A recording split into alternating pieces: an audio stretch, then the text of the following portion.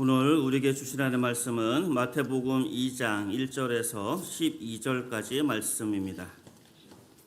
마태복음 2장 1절에서 12절까지 말씀을 우리 한 절씩 교독하도록 하겠습니다. 1절의 말씀 제가 먼저 읽겠습니다. 헤롯 왕 때에 예수께서 유대 베들레헴에 나심에 동방으로부터 박사들이 예루살렘에 이르러 말하되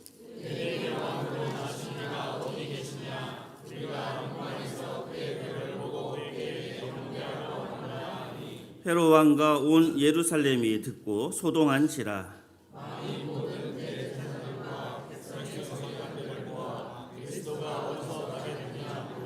이르되 유대 베들레헴 이오니 이는 선지자로 이렇게 기록된 바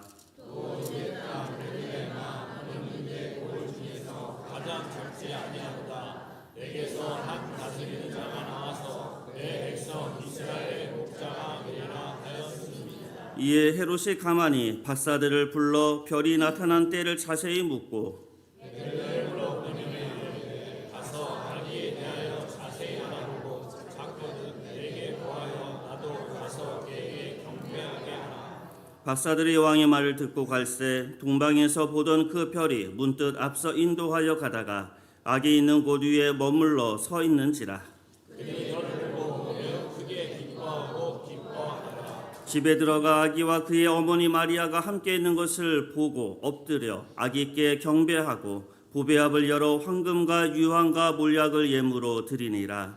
그들은 꿈에 헤롯에게로 돌아가지 말라 지시하심을 받아 다른 길로 고국에 돌아가니라. 아멘. 함께 박수 한번 치겠습니다. 네, 치자는 거 안 치시네요. 우리가 지금 박수를 치는 것은 성가대 너희들 너무 잘했다 이렇게 치는 거 아닌 거 아시죠? 네, 우리 성가대의 찬양에 우리의 박수를 통해서 하나님께 영광 올려드리는 박수입니다. 그러니까 마음껏 쳐도 됩니다. 이거 너무 불편해하지 마시고 우리 한번 주님의 오심을 기뻐하며 함께 한번 박수 한번 치겠습니다. 네. 자, 우리 함께 인사했으면 참 좋겠습니다. 저는 그 성탄절날 메리 크리스마스라고 인사라고 보통 많이 하잖아요. 그러면 저처럼 굉장히 소심하고 저는 아이거든요. 트리플 아이입니다. 그래서 굉장히 내성적인 사람이라 메리 크리스마스라고 하면 너무 힘들었어요. 그러신 분도 있죠. 여기서요. 우리 메리 크리스마스라고 합시다 그러면요. 그러니까 이 시간 함께 인사할 텐데 우리 주님 오셨습니다. 네, 이렇게 한번 인사하도록 하겠습니다. 네, 주님 오셨습니다. 이게 더 어려운가요? 네, 주님 오셨습니다. 네. 네, 그 주님께서 오늘 저와 여러분의 삶과 가정과 우리 안사영락교회 함께 임하기를 주님의 이름으로 축복합니다. 여러분의 어린 시절의 성탄절을 어떻게 보내셨습니까? 저는 제 기억에 초등학교 한 6년 정도 시간까지는 산타크로스를 믿었습니다. 그래서 밤에 잠을 잘 때 기억나시죠? 그 양말을 하나 이렇게 위에 올려놓으면 꼭 아버지 어머니께서 이렇게 선물을 준비했던 그 기억을 갖고 있습니다. 그래서 뭔지 모를 그 설렘이 가득합니다. 자, 그런데 어느 순간부터 교회 안에 이런 이야기가 돌기 시작을 했죠. 산타크로스가 예수님보다 더 주목받으니까 안 된다. 그래서 교회에서 산타크로스를 쫓아내야 된다. 일종의 이제 금기처럼 우상 숭배처럼 그렇게 여겼던 적이 사실 있습니다. 그런데 너무 그렇게 살지 않았으면 좋겠습니다. 참 상상력이 빈곤한 것 같아요. 그냥 산타크로스는 사실 우리가 신으로 믿는 사람은 없잖아요. 그냥 우리가 마치 백설공주 동화를 보듯이 신데렐라의 동화를 읽는 것처럼 그냥 크리스마스 성탄절과 관계되어져 있는 하나의 좋은 예쁜 동화다 이렇게 이해하시는 것이 사실 정신건강에 좋습니다. 또 사실 산타크로스의 기원이 어딘지 아십니까? 주후 약 3세기 때에 니콜라스라는 주교, 그러니까 요즘의 말로 이야기하면 목사 같은 사람이지요. 그 사람이 가난한 아이에게 선물을 이렇게 주는 일로 그것을 기념하면서 교회에서 생긴 겁니다. 이 산타크로스의 이 기원은요. 그래서 우리 아이들한테 이렇게 마음껏 축복해 주시고, 선물도 주시고, 저희 막내가 지금 중2인데 제가 크리스마스 선물을 이제 박스에다가 과자를 쫙 채워서 이제 줬거든요. 그랬더니 내 나이가 몇 살인데 아직도 이런 걸 주냐고 되게 불쾌하게 생각을 하더라고요. 그래서 그렇게 아이들한테 선물도 주시고 용돈도 주시면서 우리 아이들과 성탄의 이 기쁨을 함께 누리는 우리 교회 되었으면 참 좋겠습니다. 제가 이 산타크로스 이야기를 쭉 보면서 참 재밌는 영상을 하나 봤어요. 이게 뭐냐면요, 산타크로스에 대해서 과학적으로 이야기하는 영상입니다. 이게 아마 TV에서도 잠깐 이제 나왔던 것 같은데, 그 질문은 이런 거예요. 만약에 산타크로스가 전 세계에 있는 어린아이에게 선물을 주려면 그 썰매의 속도는 얼마나 돼야 될까? 네, 이걸 이제 과학적으로 이제 계산을 한 겁니다. 그래서 거기서 쭉 나오는 내용들을 제가 한번 이렇게 정리를 해봤는데 이런 거예요. 먼저 얼마나 시간이 걸릴까 여부를 계산하겠죠. 우리 속도를 구하기 위해서는요. 보통 우리가 잠을 잘 때 산타크로스가 활동을 하니까 밤 10시에서부터 아침 새벽 6시까지 한 8시간 정도 활동을 합니다. 그런데 우리 친구들 그거 알죠? 지구는 어떻게 하죠? 자전을 하죠. 우리 자전이란 말 알아요? 네, 공전과 자전 하잖아요. 지구가 이렇게 도는데 이 자전 속도에 따라서 같이 돌면 어떻게 됩니까? 밤이 길어지죠. 갑자기 우리 어르신들 갑자기 과학을 이야기하니까 헷갈려 하시는 것 같아요. 그러니까 우리가 경험하는 한 8시간이 아니라 이 자전에 따라서 썰매가 이제 움직이게 되어지면 밤이 길어집니다. 자, 그러면 몇 시간이 확보되냐 하면 약 32시간 정도의 시간이 확보된다고 이야기를 합니다. 자, 그리고 나서 이제 산타크로스가 이제 그 가구마다 들려야 되잖아요. 그런데 이슬람과 불교 어린이들한테는 선물을 주지 않습니다. 네, 산타크로스는 교회 다니는 어린아이한테만 선물을 줍니다. 그래서 저는 세계적으로 따져보니까 약 9천만 가구가 된대요. 그래서 32시간 정도 동안에 9,200만의 가정에다가 이제 선물을 주는 걸 계산해 보니까 이렇게 나왔습니다. 초속 1,000km 정도가 나옵니다. 이게 상상이 가나요? 좀 느낌이 안 오죠? 이게 음속에 약 3,000배입니다.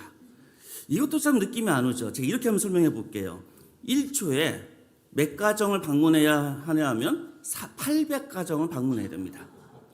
그래서 그 내용에 이런 내용이 나오더라고요. 1초에 800집을 방문해야 되니까 굴뚝으로 선물 줄 시간이 없어요. 그래서 어떻게 줘야 돼요, 선물을? 쏴야 돼요. 이렇게 그냥 이렇게 발사하는 것처럼 각 가정마다 1초마다 줘야 됩니다.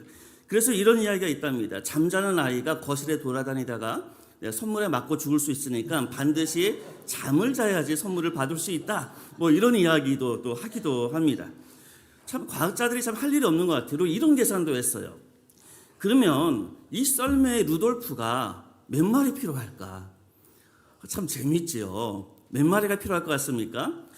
한 아이한테 약 1kg 정도에 달하는 선물을 준다면 약 32만 톤이래요. 32만 톤을 이렇게 가져가려면 이 루돌프가 몇 마리가 필요하냐면 약 21만 마리 이상이 필요하다고 이야기를 합니다. 이게 상상이 안 갑니다. 그렇죠? 그리고 결정적인 게 하나 있어요. 세 번째 그림에 나와 있는 건데요.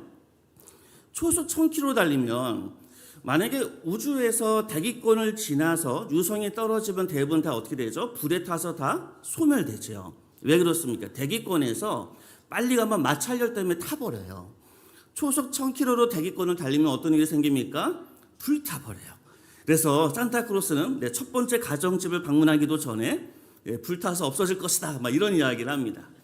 제가 이런 이야기를 하게 되면 참 이게 재밌죠. 뭐 산타크로스를 정말 믿어서 그런 것은 아니고 주님께서 우리에게 기쁨으로 오셨는데 이런 이야기를 통해서 우리는 미소를 짓고 이 성탄의 기쁨을 함께 이야기를 합니다. 자, 그런데 2025년 전에 그날 밤은 어땠을까? 우리는 지금 이렇게 기쁨을 이야기하고 산타크로스를 이야기하고 하나의 선물을 이야기하고 이런 기쁨을 이야기하는데 2025년 바로 그날 밤은 도대체 어땠을까? 그것을 한번 좀 상상을 해봤습니다. 그날 밤을 생각해 보니까 이때는요, 단순히 웃음만 있는 그런 날은 아니더라고요. 이날 밤은 우리에게 미소만 짓게 만드는 그런 날이 사실은 아니었습니다. 인류의 운명을 뒤흔드는 아주 긴박한 영적인 일종의 전투와 같은 그런 일이 있었을 때가 바로 이때입니다. 우리가 크리스마스 때 카드를 보내고 크리스마스 때 예쁜 성탄의 장식을 보면 조용히 구유에 누워있는 아기 예수님을 만나기도 하고 또 마리아와 요셉을 보기도 하고 목자들의 모습을 바라보고 동방박사들을 바라보면서 아주 평온하고 아름다운 그 성탄의 밤을 우리는 생각합니다. 그런데 이날이 그렇게 아름답지가 않았습니다. 이 날이 그렇게 평온하지가 않았습니다. 사실 인류에 있어서 가장 아름다운 날이었지만 사람이 경험하는 그 밤은 결코 쉬운 밤이 아니었다는 거예요. 우리 예수님께서 오심을 통해서 이 인류는 이제 나누어집니다. 그리고 우리의 마음을, 예수님의 탄생의 소식을 들었던 사람들의 마음을 아주 날카롭게 갈라 놓았던 날이 바로 이 날이었어요. 그래서 어떤 이들은 예수님의 오심을 보고 예수님 앞에 경배한 사람도 있었고, 어떤 사람들은 예수님의 오심을 보고 칼을 들었던 사람도 있고요. 어떤 사람들은 예수님의 오심을 듣고도 그 진리 앞에 무관심했던 그런 사람도, 차가운 무관심을 보였던 그런 사람도 있었다는 겁니다. 그래서 2000년이 지난 지금 이제 베들레헴에 오셨던 그 예수님이 오늘 우리 안산영락교회와 그리고 이 안산 지역과 이 땅에 오신 우리 예수님, 그분의 오심은 너무나 기쁘지만 우리의 삶은 사실 영적인 전투로 우리를 몰고 있다는 겁니다. 그리고 우리는 각자에게 있어서 예수님 앞에 나는 어떤 모습으로 서 있냐? 예수님 앞에 나는 어떤 예배자로 서야 되는가라는 이 질문을 던지는 그 날이 바로 오늘입니다.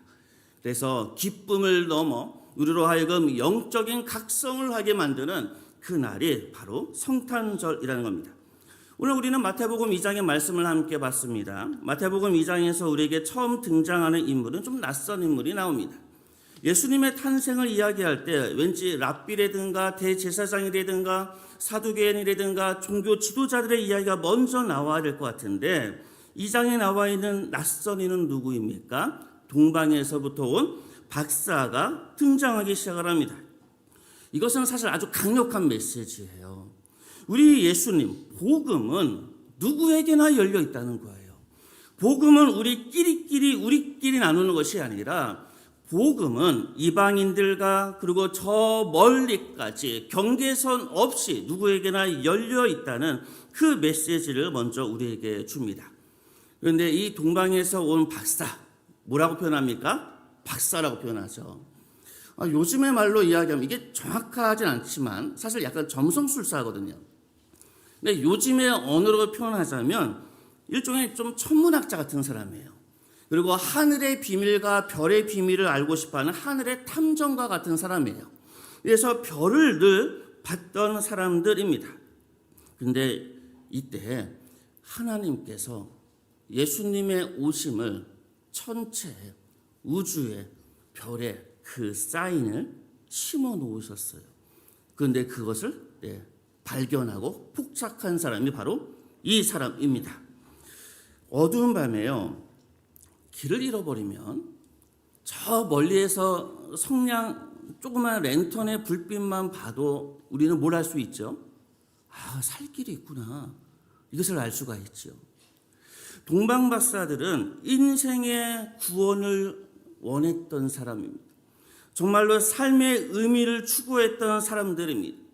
그러니까 마치 길을 잃었던 사람이 저 멀리의 작은 빛만 봐도 내가 저기 가면 살 길이 있다라고 생각했던 것처럼 동방박사는 하늘에 떠있는 별을 보고 내 살 길이 있구나, 나의 구원자가 있구나, 메시아가 있구나, 그것을 알아차렸던 겁니다.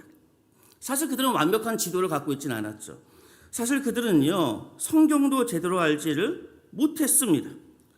그런데 그 별을 보고 예수님이 탄생됐다는 것을 그들은 알게 된 겁니다. 자, 그들은 먼 길을 떠나게 됩니다. 그 기간은 아마 수개월이었을 거예요. 약 한 1000km 정도를 걸었다라고 이야기를 합니다.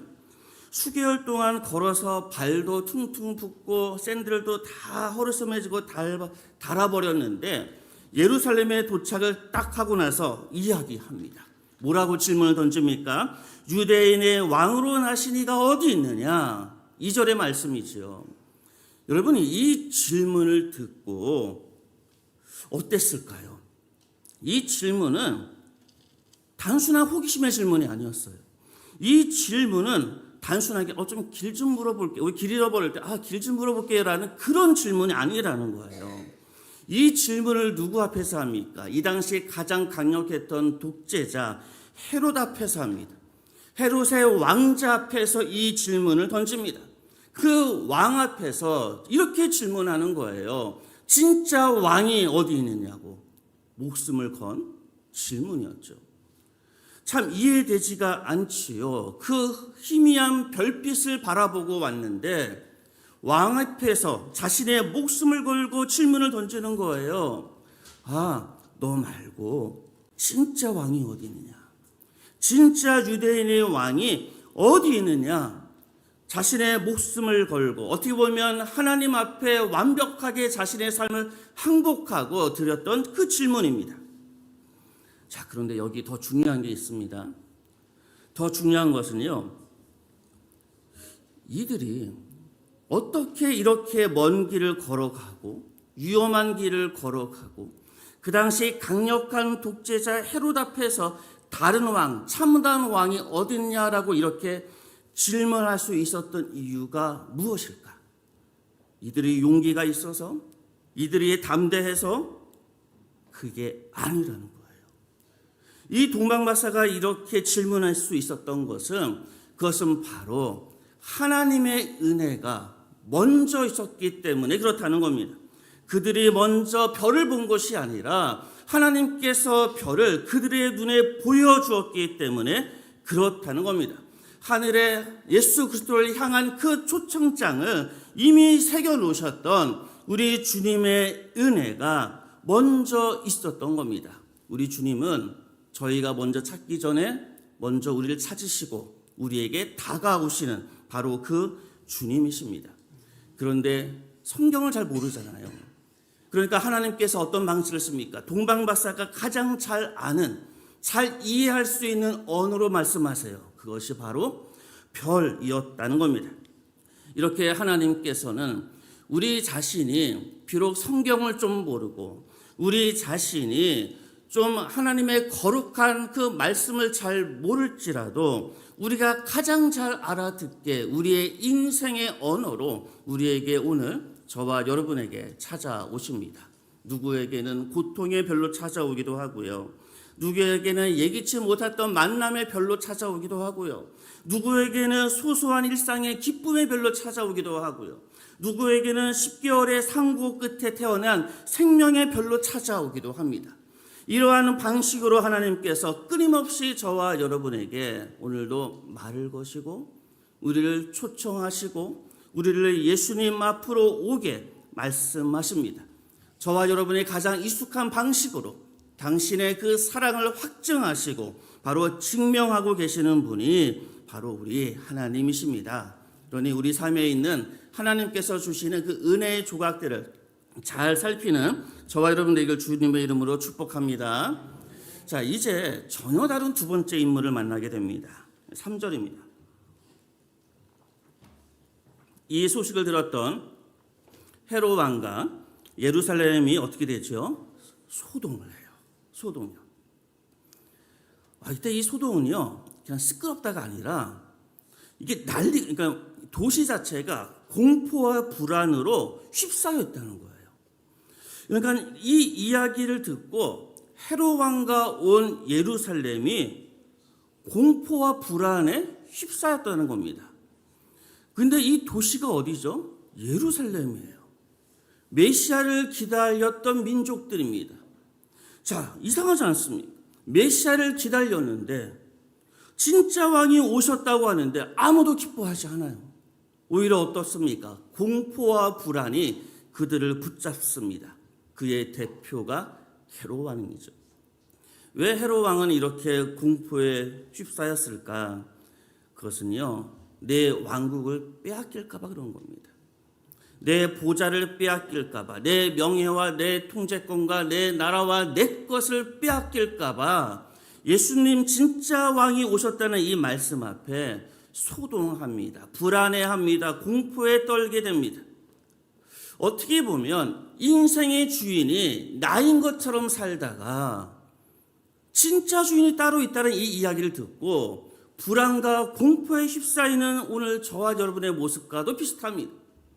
아, 예수님은 좋은데 예수님, 내 시간 그렇게 뺏지 마세요. 내 재정, 내 취미생활 건드지 마세요. 이렇게 이야기하고 있는 우리의 모습이 사실 헤롯의 모습이었고 이때 예루살렘에 있었던 사람들의 모습이었다는 겁니다. 그런데 더 끔찍한 사람이 있어요. 이들보다 더 끔찍한 사람이 누군지 아십니까? 그것은 바로 대제사장과 서기관들이었습니다. 헤롯이 물어보죠. 메시아가 어디서 태어나냐? 그러니까 대제사장과 서기관이 대답을 합니다. 베들레헴에서 태어납니다. 미가서에 예언됐습니다라고 이야기를 합니다. 정답을 알고 있었어요. 메시아가 온다는 것을 알고 있었어요. 그런데 베들레헴으로 가지 않아요. 동방박사는 1000km 이상을 걸어갔습니다. 수개월을 걸어갔지요. 예루살렘에서 베들레헴까지의 거리가 얼마인지 아십니까? 8km예요. 8km. 8km면 성인의 걸음으로 2시간이면 걸어갑니다. 정답을 알고 있었고 메시아를 알고 있었던 이 서기관과 대제사장, 그런데 한 걸음도 움직이지 않습니다. 이 종교 전문가들은 이 8km가 귀찮아서, 자신의 삶을 방해받는 것이 귀찮아서 무시해버립니다. 요즘 아이들이 이제 게임을 하게 되어지면 이렇게 게임 유튜브를 참 많이 보잖아요. 그리고 이렇게 내가 게임을 하면 옆에서 잔소리하는 친구들이 많아요. 막 입으로 게임하는 애들이 있거든요. 그런데 입으로 할 줄 알지 실제로 게임을 못하는 애들, 이런 느낌인 거예요. 머리만 큰 거예요. 지식만 있는 거예요. 실제로 하지 못하는 겁니다. 메시아에 대한 정보는 만렙인데 실질적으로 왕을 만나러 가지 않은 그런 사람들과 같다는 겁니다. 바로 이렇게 이들은 무관심했습니다. 그리고 이 무관심은 헤롯의 적대감보다 어떻게 보면 더 소름 끼치고 오늘날 저와 여러분의 삶 속에 가장 긴박한 위협으로 다가오는 내용입니다. 그리고 우리가 가장 경계해야 될 내용이 바로 이 부분이라는 거예요. 머리는 커졌지만 가슴은 차갑고 하나님의 말씀은 알지만, 정답은 알지만 발은 여전히 그냥 세상을 향해서, 이웃을 향해서, 가난한 자를 향해서 나아가지 못하는 그 신앙을 보여주는 것, 바로 그것이 이때 서기관과 대제사장의 모습이었다는 겁니다. 기억하십시오. 하나님께서는요, 저와 여러분의 소유한 지식의 양으로 우리를 판단하지 않으세요.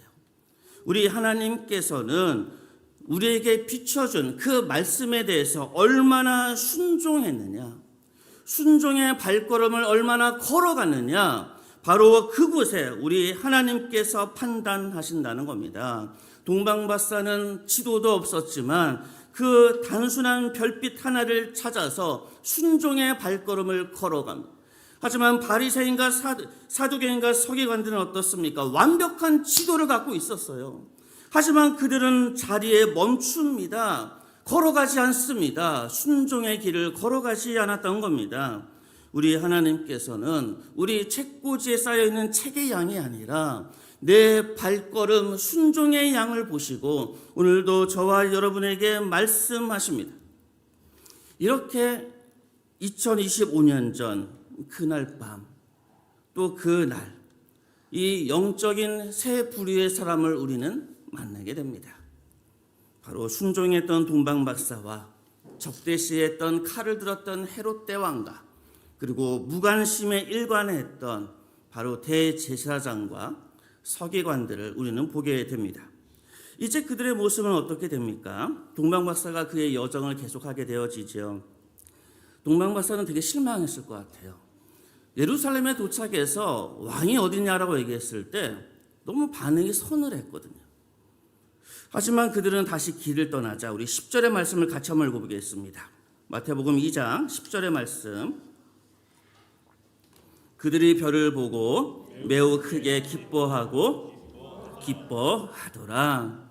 동방박사가 다시 길을 떠나니 무엇을 경험하게 됩니까? 매우 크게 기뻐했다. 이게 표현할 수 있는 최상급의 표현이지요. 기쁨의 폭발이 있었다는 겁니다. 단순하게 길을 찾았다, 나 살았다라는 안도감이 아니라 온 인생을 걸고 걸어왔던 그 사막의 고단한 길을 걷고 나서 이제 나의 삶의 구원자를 만나게 된다는, 어떻게 보면 예배자의 환희, 예배자의 기쁨, 참다운 기쁨에 대한 이야기를 지금 이야기하는 겁니다. 사랑하는 성도 여러분, 순종의 발걸음을 걸어가게 되어지면 하나님께서 저와 여러분에게 주는 게 있어요. 그것이 뭔지 아십니까? 매우 크게 기뻐하게 만든다는 겁니다. 예배자의 기쁨, 폭발적인 기쁨, 이 예배의 환희를 경험하게 만든다는 겁니다. 자, 그러고 나서 이 기쁨 속에 이 동방박사가 무엇을 합니까? 11절이죠. 우리 11절의 말씀을 같이 한번 읽어보겠습니다. 11절. 집에 들어가 아기와 그의 어머니 마리아가 함께 있는 것을 보고 엎드려 아기께 경배하고 고배합을 열어 황금과 유황과 몰약을 예물로 드리니라. 이제 이 동방박사의 모습의 클라이막스에 도달하게 됩니다. 어떻게 합니까? 기쁨 가운데 주님 앞에 보고 엎드리고 예배 드리는 자가 됩니다. 사랑하는 성도 여러분, 하나님의 은혜를 경험하고 우리는 하나님께서 주시는 은혜를 경험할 때가 있어요. 이 은혜를 경험한 자는 반드시 예배할 수밖에 없다는 겁니다. 바로 이 예배가 진정한 무엇인지, 예배의 본질이 무엇인지를 우리에게 보여주는 말씀이 11절의 말씀이에요. 예배는요, 하나님과 거래하는 게 아니에요. 예배를 통해서 하나님, 나 주님께 이렇게 예배 드렸으니까 나한테 평안을 주세요. 나 주님께 이렇게 예배를 드렸으니까 나 이렇게 해주세요라고 거래하는 게 예배가 아니라는 겁니다. 예배는 하나님께서 주시는 그 기쁨 때문에 폭발적인 이 기쁨으로 하나님 앞에 엎드리는 것, 하나님 앞에 경배하는 것, 바로 이것이 진정한 예배라라고 지금 이야기합니다. 그런데 거기서 끝나지가 않아요. 마지막 12절입니다. 12절의 말씀을 같이 읽겠습니다. 그들은 꿈에 헤로데에게로 돌아가지 말라 지시하심을 받아 다른 길로 고국에 돌아가니라. 아멘. 진짜 이 예배는 예배당 안에서 드리는 예배로 끝나는 것이 아니라 어떻습니까? 삶의 변화로 나타납니다. 다른 길로 가게 되어집니다. 단순하게 지리적인 길이 바뀌었다는 의미가 아니라 진짜 왕을 만나고 나서 헤롯의 눈치도 보지 아니하고 세상의 권력의 눈치도 보지 아니하고 세상의 가치와 세계관을 그 길을 걷지 아니하고 완벽하게 하나님께서 말씀하셨던 그 길, 예수님께서 말씀하셨던 그 길을 걷게 된다는 겁니다. 그들의 예배의 완성은 그래서 12절에서 완성이 되는 거예요. 주님께 기쁨 가운데, 폭발적인 기쁨 가운데 주님 앞에 경배를 드립니다. 그리고 주님의 말씀 앞에 우리의 삶의 자리에서 기꺼이 세상과 다른 길을 걷고 있는 바로 그 모습을 우리에게 보여주고 있다는 겁니다. 사랑하는 성도 여러분, 우리는 이 말씀 앞에 정직하게 이 우리 앞에 놓여져 있는 이 세 가지 거울 앞에 우리를 한번 들여다봐야 됩니다. 혹시 나는 내 자리를 지키기 위해서, 혹시 나는 나를 지키기 위해서 칼을 들고 있는 헤롯인지, 아니면 정답은 알고 있지만 8km라는 이 길조차도 걸어가지 않는 차가운 지식인인 이 서기관과 대제사장인지, 아니면 우리의 삶 속에 때로는 어두운 밤 속에 비춰지는 그 자그마한 별빛 하나에 온전히 자신의 인생을 걸고 주님의 그 은혜에 따라 살아가고자 하는 이 동방박사인지, 우리는 오늘 이 마태복음 2장의 말씀 앞에 저와 여러분의 삶을 한번 비춰 정직하게 대면해 봐야 됩니다. 성탄절은요, 단순하게 추억하는 날이 아닙니다. 성탄절은 내 인생의 진짜 왕이 누구냐, 이것을 고백하는 날이에요. 성탄절은 2025년 전에 예수님이 오셨던 것을 머리로 기억하는 날이 아니라 지금 이 자리에 나의 마음에 오신 그 주님, 내 삶의 진정한 왕이 하나님이시고 예수님인지를 결단하는 바로 그 날이 성탄절이라는 겁니다. 저와 여러분이 세상을 경배하는지 주님을 경배하는지를 바로 결단하는 시간이 오늘인 거예요. 마태복음 2장의 말씀을 통해서 그렇게 오늘 우리에게 가르칩니다. 또 마태복음 2장을 통해서 예배의 본질이 무엇인지 우리에게 보여주지요. 주님을 만나고 구원의 기쁨 가운데 드리는 예배냐, 아니면 단지 율법과 의무감으로 어쩔 수 없는 부모의 눈치를 보면서 자녀들과의 관계 안에서 드리는 그 예배냐, 진정한 우리의 예배가 회복되고 있느냐를 들여다보는 것이 바로 성탄절의 모습이라는 겁니다. 또 마지막으로 기억하셔야 됩니다. 진짜 왕을 만난 박사처럼 우리가 다른 길을 걷고 있느냐, 세상 사람들이 걸어가는 그 길과는 다른 주님께서 걸어가시는 그 길을 걸어가고 있느냐를 말씀을 통해서 오늘 저와 여러분이 들여다보고 대면해 봐야 됩니다. 우리 안성영락교회는 이제 이런 헤롯의 길이 없기를 축복합니다. 우리 안성영락교회와 저와 여러분의 가정 안에는 이 대제사장과 서기관의 그 길이 없기를 주님의 이름으로 축복합니다. 오늘 예배가 끝나고 예배당을 나가는 순간에 여러분의 내비게이션과 여러분의 길 앞에 예수라는 새로운 길이 열리기를 주님의 이름으로 축복합니다. 사람들은 이야기할 겁니다. 너희들 미련하다고, 너희들이 걸어가는 길 형편없다고. 하지만 저와 여러분은 압니다. 우리가 걸어가는 예수 그 새로운 길을 걸어갈 때 폭발적인 그 기쁨을 주님께서 오늘 저와 여러분에게 주실 것을, 우리의 진정한 참된 왕 되신 예수님을 그 길을 걸어갈 때 세상이 결코 빼앗을 수 없는 그 놀라운 평안과 기쁨을 주신다는 것을 우리는 알고 있습니다. 그래서 기꺼이 그 길을 과거의 어둠을 뚫고 오신 예수님과 손을 잡고 걸어가십시오. 오늘 살아가면서 우리와 함께 하시는 임마누엘 예수님과 손을 잡고 오늘 하루도 주님과 함께 걸어가는 저와 여러분 되길 원합니다. 참된 왕 되신 우리 예수님 앞에 참된 예배자로 서며 온전히 주님을 경배하며 걸어가는 그러한 주님의 백성 안산영락교회 성도 오늘 저와 여러분 되기를 주님의 이름으로 축복합니다. 함께 기도하겠습니다. 사랑의 하나님 감사합니다. 2025년 전 우리에게 오셨던 그날 밤 우리는 영적인 결단의 그 순간을 보게 됩니다. 주님, 너무나도 기쁜 이 성탄절, 주님 앞에 우리가 참다운 예배자인지, 주님이 걸어가신 예수라는 새로운 길을 우리가 걸어가고 있는지, 동방 박사처럼 희미한 그 은혜를 붙잡고 기꺼이 자신의 삶과 인생을 던지면서 걸어가고 있는지 주의 말씀 앞에 정직하게 서는 대면하는 시간이 되어줄 수 있도록 인도하여 주옵소서. 주님, 우리의 힘은 너무나 연약합니다. 우리의 연약함에 성령님을 보내주셔서 우리의 손을 붙잡아 주시고 그 길을 함께 동행하시는 그 놀라운 주님의 은혜 가운데 오늘도 기쁨과 감사와 주님께 영광 올려드리는 우리 안상영락교회, 우리의 가정, 우리 모두가 될 수 있도록 인도하여 주옵소서. 예수님의 이름으로 기도합니다. 아멘.